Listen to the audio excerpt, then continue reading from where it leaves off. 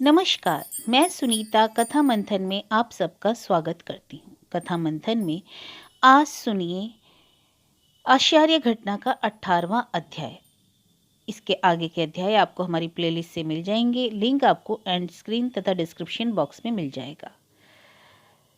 तो शुरू करते हैं। अध्याय 18, नौका डूबी। लेखक रविंद्रनाथ टैगोर। रमेश दूसरे दिन सवेरे ही इलाहाबाद से गाजीपुर लौट आया। तब सड़क पर अधिक लोग न थे। कोहरा छाया रहने के कारण मार्ग का अगला हिस्सा दिखाई ही ना देता था। रमेश मोटे कपड़े का ओवरकोट पहने गाड़ी में बैठा अपने घर की ओर चला। आज ना मालूम उसकी छाती क्यों धड़कने लगी। सदर फाटक पर जाकर रमेश गाड़ी से उतर पड़ा। सोचा गाड़ी का शब्द सुनकर कमला जरूर ही बरामदे में आकर खड़ी हो गई होगी। रमेश अपने हाथ से कमला के गले में एक बहुमूल्य चंद्रहार पहनाने के लिए इलाहाबाद से मोल लाया है। उसने उसको कोट के पॉकेट से निकालकर हाथ में ले लिया। द्वार के सामने आकर रमेश ने देखा कि मोहन बरामदे में बेखबर सोया हुआ है और घर के दरवाजे बंद हैं। रमेश छिटक कर खड़ा हो रहा। उसने उच्च स्वर में पुकारा, मोहन। सोचा इस पुकार से घर के भीतर रहने वाले की भी नींद टूटेगी, किंतु इस तरह नींद तोड़ना रमेश के मन में बड़ा ही दुखद हुआ, क्योंकि वह तो आधी रात से ही जाग रहा है। 2-3 बार पुकारने पर भी मोहन की नींद ना टूटी। आखिर उसे हाथ से धक्का देकर उठाना पड़ा। मोहन आंख मलता हुआ उठा और कुछ देर भौचक सा रहा। रमेश ने पूछा, बहू जी घर में है? मोहन ने पहले तो रमेश की बात का अर्थ समझा ही नहीं और उसके अनंतर चौंक कर कहा, हाँ वे तो घर पर ही हैं। यह कहकर वह फिर लेट गया और सोने की तैयारी करने लगा। रमेश ने बाहर से किवाड़ों में धक्का दिया। धक्का देते ही किवाड़ खुल गए। भीतर जाकर उसने प्रत्येक कमरे में घूम घूम कर देखा, कोई कहीं नहीं था। तो भी एक बार जोर से पुकारा, कमला। कहीं से कुछ उत्तर ना मिला। बाहर के बागीचे में अशोक के पेड़ तक जाकर घूम आया। रसोई घर में, नौकरों के रहने के घर में और अस्तबल में भी खोज आया। कहीं कमला ना मिली। पर कुछ कुछ धूप निकल आई। कौवे कांव कांव कर चारों ओर घूमने लगे। हाथे के भीतर वाले कुएं से पानी भरने के लिए सिर पर घड़ा लिए मोहल्ले की 2-4 स्त्रियां आती हुई दिखाई दी। सड़क के दूसरे किनारे पर छोटे से घर के भीतर किसी अधेड़ स्त्री ने विचित्र स्वर में गीत गाकर चक्की पीसना आरंभ किया। रमेश ने फिर कोठी के भीतर आकर देखा, मोहन गाढ़ी निद्रा में निमग्न है। तब वह झुककर दोनों हाथों से मोहन को खूब जोर से झंझोरने लगा। देखा उसके मुंह से ताड़ी की बास आ रही है। अधिक जोर से हिलाए जाने पर मोहन का होश ठिकाने आया। वह हड़बड़ाकर उठ खड़ा हुआ। रमेश ने फिर पूछा, मोहन, बहू जी कहाँ हैं? बहू जी? वो तो भीतर है। भीतर नहीं है, कल तो यहीं आ गई थी। तो फिर यहाँ आने के बाद कहाँ गई? मोहन मुंह फैलाकर रमेश की ओर देखने लगा। इसी समय उमेश आ पहुंचा। वह खूब चौड़ी किनारे की लंबी धोती पहने और चादर ओढ़े था। उसकी आंखें लाल लाल थी। रमेश ने पूछा, उमेश, तुम्हारी माँ जी कहाँ गई? माँ जी? माँ जी तो कल से यही है, उमेश ने भी कहा। रमेश, तुम कहाँ थे? माँ जी ने कल सांझ को मुझे श्रीपति बाबू के घर तमाशा देखने को भेजा था। गाड़ीवान ने आकर कहा, बाबू साहब भाड़ा। रमेश झटपट उसी गाड़ी में सवार होकर चक्रवर्ती के घर गया। वहां जाकर देखा उस घर के सभी लोग चंचल हैं। रमेश ने समझा शायद कमला बीमार हो गई है, परंतु यह बात न थी। कल सांझ होने के कुछ देर से ही उमा एकाएक चिल्लाकर रोने लगी। उसका चेहरा स्याह हो गया था और हाथ पैर ठंडे हो गए। यह देख सब लोग डर गए। उसकी दवाई के लिए घर के सब लोग हैरान थे। रात भर सभी जागते रहे। रमेश ने सोचा शायद उमा की बीमारी की खबर सुनकर कल जरूर कमला यहाँ आई होगी। उसने विपिन से कहा, जान पड़ता है इसी से कमला उमा के कारण बड़ी बेचैन हो गई है। विपिन को ठीक ठीक मालूम ना था कि कमला कल रात में यहाँ आई भी है या नहीं। इसी से उसने रमेश की बात में मिलाकर कहा, हाँ वे उमा को बहुत प्यार करती हैं, इसी से उनको बड़ी चिंता है, किंतु डॉक्टर ने कहा है चिंता करने की कोई बात नहीं है, लड़की जल्द अच्छी हो जाएगी। जो हो। रमेश का प्रफुल्लित मुंह कल्पना के पूर्ण उच्छ्वास में रुकावट आ जाने से विकल हो गया। वह सोचने लगा, हम दोनों के मिलन में कोई देवी रुकावट है। इसी समय रमेश की नई कोठी से उमेश भी यहाँ पहुंचा।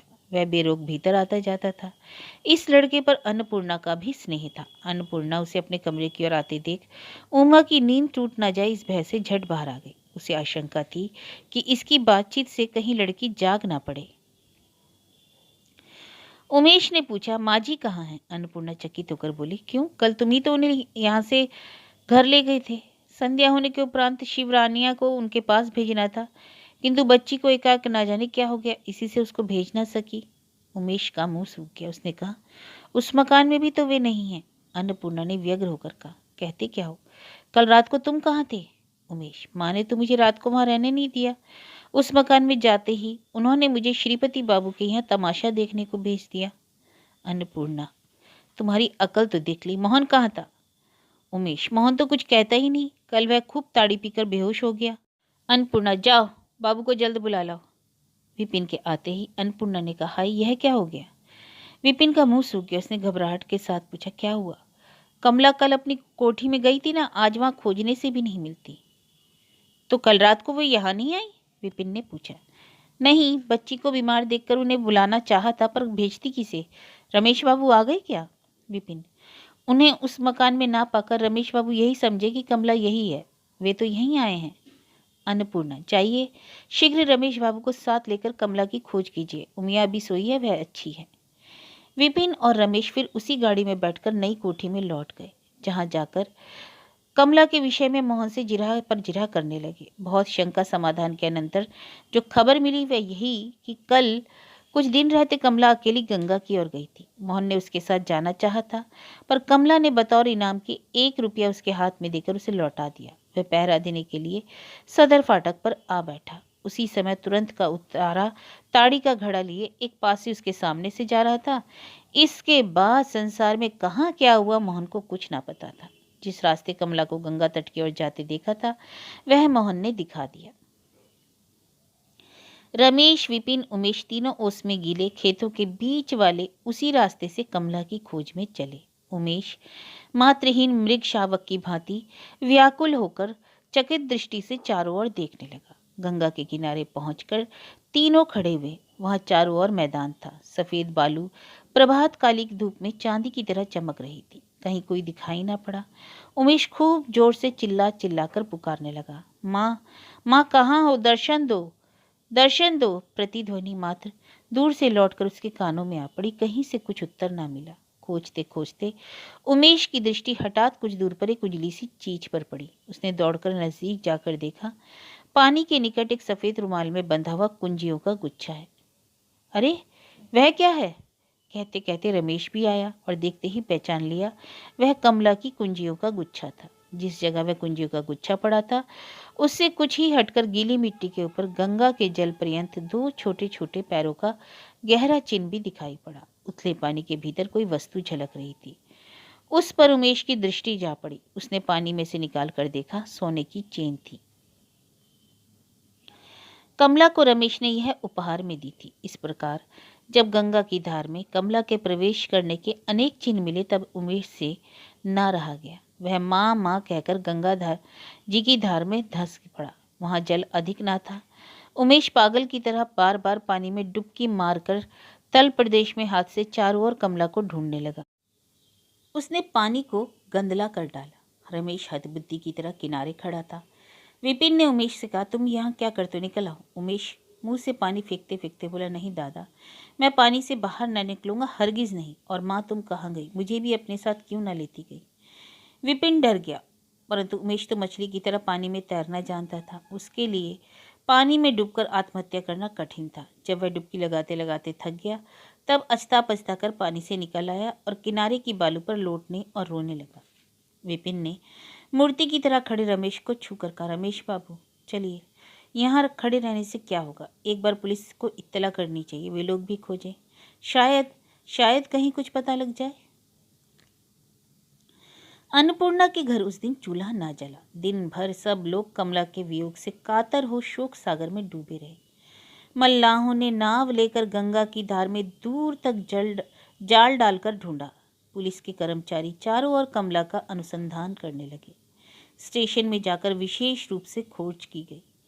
कमला के सदृश रंग रूप और अवस्था वाली कोई रमणी रात की गाड़ी से कहीं तो नहीं गई थी। उसी दिन दोपहर के बाद चक्रवर्ती आ गए। कई दिनों से कमला का व्यवहार और आद्योपंत वृतांत सुनकर उन्होंने निश्चय किया कि कमला ने गंगा जी में डूबकर आत्महत्या कर ली। शिवरानिया ने कहा, इसी से कल रात में बच्ची इस तरह रोने लगी जैसे उसे किसी तरह की हवा लग गई हो, उसकी झाड़ फूंक करा लेनी चाहिए। रमेश बेचारा मारे सोच के अधमरा हो गया। उसके मन का सब मनोरथ मन में ही रह गया। वह सिर पर हाथ रखकर कमला के संबंध की बातें मन ही मन सोचकर व्याकुल हो गया। एक दिन यह कमला गंगा की धार से बाहर निकलकर मेरे पास आई थी और फिर इसी गंगा की धार में ही पूजा के पवित्र फूल की बातें अंतर्निहित हो गई। जब सूर्यास्त हुआ तब रमेश फिर उसी और गंगा के किनारे आया जहां उसे कुंजियों का गुच्छा पड़ा मिला था। वहां खड़ा होकर वह उसी के पैरों के चिन्ह को टकटकी बांधकर देखने लगा। इसके बाद जूता उतारकर उसने धोती को घुटने से ऊपर चढ़ा लिया। फिर वह कुछ पानी के भीतर बैठा और डब्बे से सोने का चंद्रहार निकालकर गंगा की धार में फेंक दिया। रमेश गाजीपुर से अब किधर को गया, यह खबर चक्रवर्ती के घर वालों को भी ना लगी। अब रमेश के पास कोई काम न रहा। उसके मन में बार बार यह तरंग उठने लगी कि इस जीवन में अब मैं कोई काम ना करूंगा, कोई स्थिर होकर ना रहूंगा, यूं ही घूमता फिरूंगा। मन में उसे नलिनी की याद ना आती थी, ऐसा नहीं, आती जरूर थी, परंतु उसने उसे चित्त से हटा दिया। उसने अपने मन में कहा, मेरे जीवन में जिस दारुण घटना ने आघात किया है उससे मैं हमेशा के लिए संसार में अयोग्य बन गया हूँ। गाज गिरने से झुलसा हुआ पेड़ बाग के बीच में रहने की आशा क्यों करे। रमेश अब एक जगह स्थिर न रह सका। वह देश भ्रमण की इच्छा से निकल पड़ा। किसी स्थान में अधिक दिन ना ठहरा। उसने नाव पर सवार होकर काशी के घाटों की और दिल्ली के कुतुब मीनार पर चढ़कर शहर की शोभा देखी। फिर आगरा जाकर चांदनी रात में ताजमहल देखा। इसके बाद अमृतसर में गुरु दरबार देखकर राजपुताने की ओर गया। वहां आबू पहाड़ की चोटी पर जो प्राचीन मंदिर है उसे देखा। इसी तरह उसने घूम फिरकर कई प्रदेश देखे, पर शांति उसको कहीं ना मिली। भ्रमण से थके हुए इस युवक का अंतःकरण अब घर के लिए हाहाकार करने लगा। उसके मन में एक शांतिमय घर की पुरानी याद और एक संभव पर घर की सुखमय कल्पना आघात कर रही है। आखिर जब उसका जी देशाटन से उचट गया तब वह लंबी सांस ले कलकत्ते का टिकट लेकर रेलगाड़ी में सवार हुआ। कलकत्ते पहुंचकर रमेश कोलूटोले की उस गली के भीतर प्रवेश न कर सका। वहां जाकर वह ना जाने क्या देखेगा सुनेगा। इस चिंता ने उधर जाने से उसे रोक कर रखा। उसके मन में केवल यही एक आशंका होने लगी कि वहां बड़ा भारी परिवर्तन हो गया है। एक दिन वह उस गली के मोड़ तक जाकर लौट आया। दूसरे दिन सांझ को रमेश जबरदस्ती अपने को खींचकर नलिनी के मकान के सामने ले गया। देखा घर के सभी दरवाजे और खिड़कियां बंद हैं, भीतर कोई है ऐसा भी लक्षण ना दिखाई पड़ा। मकान की निगरानी के लिए रामधन दरबान जरूर होगा, यह सोचकर उसने रामधन को पुकारा और बार बार फाटक पर धक्का दिया, पर कहीं कुछ उत्तर ना मिला। चंद्रमोहन नाम का एक पड़ोसी अपने घर के बाहर बैठकर तंबाकू पी रहा था। उसने स्वर पहचान कर कहा, कौन? रमेश बाबू, कहिए सब कुशल मंगल। इस मकान में अब कोई नहीं रहता। रमेश, क्यों, कहाँ गए ये लोग? चंद्रमोहन, यह तो मैं ठीक ठीक नहीं कह सकता, पर इतना जानता हूँ कि कहीं पश्चिम में गए हैं। रमेश, कौन कौन गया है? चंद्रमोहन, घनानंद बाबू और उनकी लड़की। रमेश, आप ठीक जानते हैं ना, उनके साथ और तो कोई नहीं गया? चंद्रमोहन, जी हाँ, जाते समय भी मैंने उन्हें देखा था, बातचीत की थी। तब रमेश ने अधीर होकर कहा, मैंने एक आदमी से सुना कि कमल नयन नाम का कोई आदमी उनके साथ है। चंद्रमोहन, यह बात आपसे किसी ने झूठ कही है। कमल नयन बाबू इसी मकान में जिसमें पहले आप रहते थे कई दिनों तक थे। इन लोगों के जाने के 2-4 दिन पहले ही वे काशी चले गए थे। चंद्रमोहन से पूछने पर रमेश को कमल नयन बाबू के संबंध में सिर्फ यही मालूम हुआ, उनका नाम कमल नयन उपाध्याय है। वे पहले रंगपुर में डॉक्टरी करते थे, अब माँ के साथ कुछ दिनों से काशी में रहते हैं। रमेश ने जरा ठहर कर पूछा, आप जानते हैं आजकल योगेंद्र कहाँ हैं? चंद्रमोहन, नवद्वीप के एक जमींदार के द्वारा स्थापित हाई स्कूल के हेडमास्टर के पद पर नियुक्त होकर योगेंद्र विष्णुपुर गए हैं। चंद्रमोहन ने पूछा, रमेश बाबू, आप बहुत दिनों के बाद दिखाई पड़े, इतने दिन कहाँ रहे?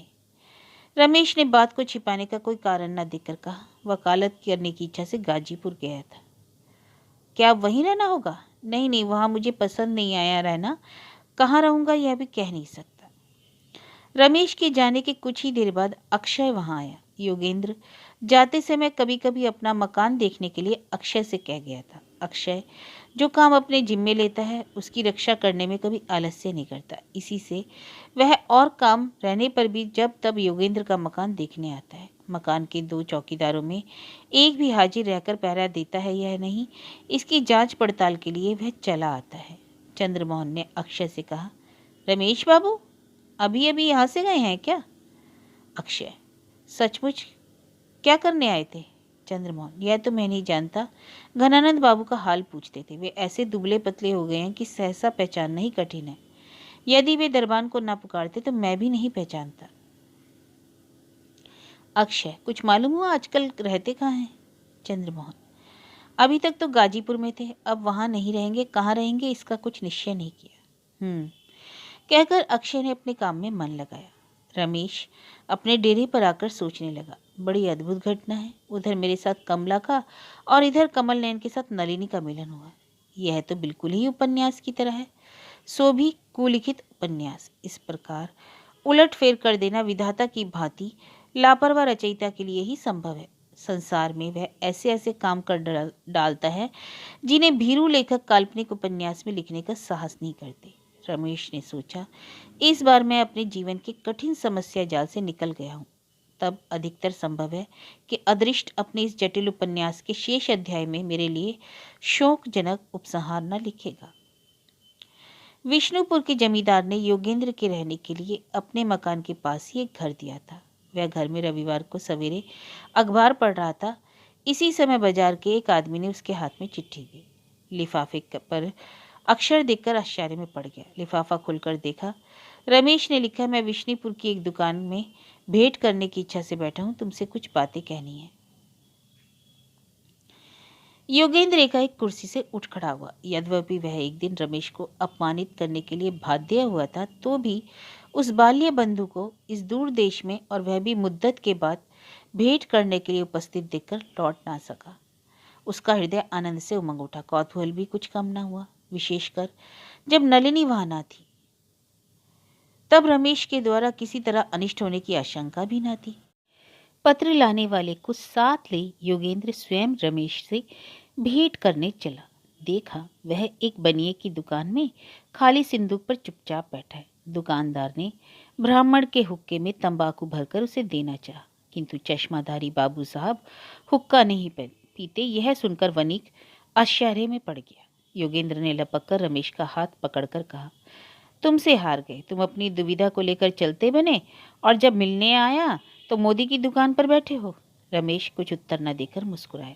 योगेंद्र रास्ते में मनमानी बातें बकता हुआ ही चला जा रहा था। सुनो रमेश बाबू, विधि के कर्तव्य को कोई नहीं जानता। उसने मुझको शहर में जन्म दिया, इतना बड़ा नागरिक बनाया, इसलिए कि मैं एक ऐसे निठल्ले गांव में मारा मारा फिरूं। रमेश ने चारों ओर देखकर धीरे से कहा, क्यों, जगह ठीक नहीं है? अर्थात? योगेंद्र ने कहा, अर्थात यहाँ की निर्जन। योगेंद्र, इसलिए मैं अपने जैसे आदमी को यहाँ से हटा इस निर्जनता को जरा सा और बढ़ाने के लिए प्रतिदिन यहीं रहूं। रमेश, चाहे जो कहो, परंतु मन की शांति तो चाहिए। योगेंद्र, ये बातें मुझसे मत कहो। कई दिनों से ऐसी शांति लेकर मेरे नाकों दम हो रहा है। मैं अपने भर इस शांति को भंग करने के लिए त्रुटि नहीं करता। थोड़े ही समय में मेरी सेक्रेटरी के साथ हाथापाई की भी नौबत आ गई। जमींदार महाशय को मेरे स्वभाव का परिचय मिल गया है। वे मेरे द्वारा अंग्रेजी अखबारों में अपना गुणगान कराना चाहते हैं, किंतु मैं दबाव में पड़कर कोई कार्य नहीं करना चाहता हूँ। यहाँ के साहब मुझे बहुत चाहते हैं, इसी भय से जमींदार महाशय मुझे हटा नहीं सकते, नहीं तो वे कब का मुझे यहाँ से भगा देते। और मैं जिस दिन गैजेट में दिखूंगा या ज्वाइंट की बदली होती है, उसी दिन समझूंगा मेरी यहाँ की हेडमास्टर से भी इतिश्री हुई। सच पूछो तो यहाँ कोई भी मेरा हित चिंतक नहीं है। एक यही कुत्ता टाम मेरा दोस्त है। योगेंद्र के वास स्थान में आकर रमेश एक कुर्सी पर बैठ गया। योगेंद्र ने कहा, नहीं, अब बैठने ना दूंगा। मैं जानता हूँ कि तुम्हें प्रातः स्नान का बड़ा रोग है, इससे तुम पहले निपटा लो, तब तक मैं देगची आग पर चढ़ाता हूँ। आज अतिथि की कृपा से दूसरी बार चाय पीने का सौभाग्य प्राप्त होगा। इस प्रकार बातचीत, आहार, विश्राम में सारा दिन बीत गया। रमेश जो बात करने के लिए आया था वह कहने का अवकाश योगेंद्र ने दिन भर में एक बार भी न दिया। संध्या के अनंतर भोजन करके दोनों दो आराम कुर्सियों पर बैठे। कुछ दूर पर गीदड़ों के बोलने का शब्द सुनाई दिया। रमेश ने कहा, योगेंद्र, जानते हो मैं यहाँ यहाँ तुमसे क्या कहने आया हूँ। एक दिन तुमने मुझसे जो प्रश्न किया था, उस प्रश्न का उत्तर तब उपयुक्त समय ना था। अब उत्तर देने में कोई बाधा नहीं। यह कहकर रमेश जरा ठहर गया। इसके बाद उसने शुरू से आखिर तक जो जो घटनाएं हुई थी सब कह सुनाई। बीच बीच में उसका स्वर रुका और गला कांपने लगा। दो एक जगह 1-2 मिनट के लिए रुका भी। योगेंद्र ने चुपचाप ध्यानपूर्वक रमेश की सब बातें सुन ली। जब रमेश कह चुका, तब योगेंद्र ने एक ठंडी सांस लेकर कहा, ये बातें यदि तुम उस दिन कहते तो मैं विश्वास न करता। रमेश, विश्वास करने का जो कारण तब था वही अब भी है। उसके लिए तुमसे मेरी यही प्रार्थना है कि अब एक बार तुमको उस गांव में जाना होगा जहां मेरा विवाह हुआ था। उसके बाद मैं तुमको वहां से कमला के मामा के घर भी ले जाऊंगा। योगेंद्र, मैं कहीं ना जाऊंगा। मैं इसी आराम कुर्सी पर अटल भाव से बैठा बैठा तुम्हारी सब बातों पर अक्षरक्ष विश्वास करूंगा। मैंने कभी तुम्हारे कथन पर अविश्वास नहीं किया। देवयोग से केवल एक बार तुम पर संदेह जरूर उत्पन्न हुआ था, उसके लिए मैं क्षमा प्रार्थी हूँ। यह कहकर योगेंद्र आराम कुर्सी से उठकर रमेश के सामने पहुंचा। रमेश भी झट खड़ा हो गया। योगेंद्र अब नलिनी के विषय में भी सब बातें बताने लगा कि इसी से नलिनी के लिए मुझे ज़्यादा डर है। जब मैंने देखा कि उसने चाय पीना छोड़ दिया है, वह मछली मांस भी नहीं खाती, आक्षेप की कोई बात सुनकर उसकी आंखों में पहले की तरह आंसू नहीं आ जाते, बल्कि वह मुस्कुराकर चुप ही रहती है, तब मैंने समझा यह लक्षण अच्छा नहीं। जो हो, अब तुम्हारी सहायता से उसका उद्धार करने में मुझे कुछ भी विलम्ब न लगेगा। यह मैं बखूबी जानता हूँ, इसलिए तैयार रहो। हम तुम दोनों उस सन्यासी पर हमला करने चलेंगे। रमेश ने हंसकर कहा, यद्यपि मैं वीर पुरुष नहीं कहा गया, तथापि तुम्हारे साथ चलने को प्रस्तुत हूँ। अच्छा, तो आने दो मेरे बड़े दिन की छुट्टी। रमेश, उसमें तो अभी देर है। तब तक मैं अकेला अग्रसर हूं तो क्या हर्ज है। योगेंद्र, नहीं नहीं, यह ना होगा। तुम दोनों का विवाह संबंध मैंने ही तोड़ा था, इसलिए मैं अपने हाथ से उसका प्रतिकार करूंगा। तुम जो आगे जाकर मेरे इस शुभ कार्य का भाग हरण करोगे, यह मैं ना होने दूंगा। छुट्टी के लिए तो अब 10 दिन ही तो बाकी हैं। रमेश, तो मैं इस अरसे में एक बार। योगेंद्र, नहीं नहीं, मैं बातें सुनना नहीं चाहता। 10 दिन तुमको मेरे यहाँ ही रहना होगा। यहाँ कलह मचाने वाले जो लोग थे, उन सबों को मैंने एक एक कर हटा दिया। अब गपशप करके मन बहलाने के लिए एक मित्र की आवश्यकता है। ऐसे अवसर पर मैं तुमको छोड़ नहीं सकता। इतने दिनों से यहाँ संध्या समय गीदड़ों का ही शब्द सुनाई पड़ता था। इसी से अब तुम्हारा कंठ स्वर भी मुझे वीणा से बढ़कर प्रिय मालूम होता है। मेरी दशा शोचनीय है।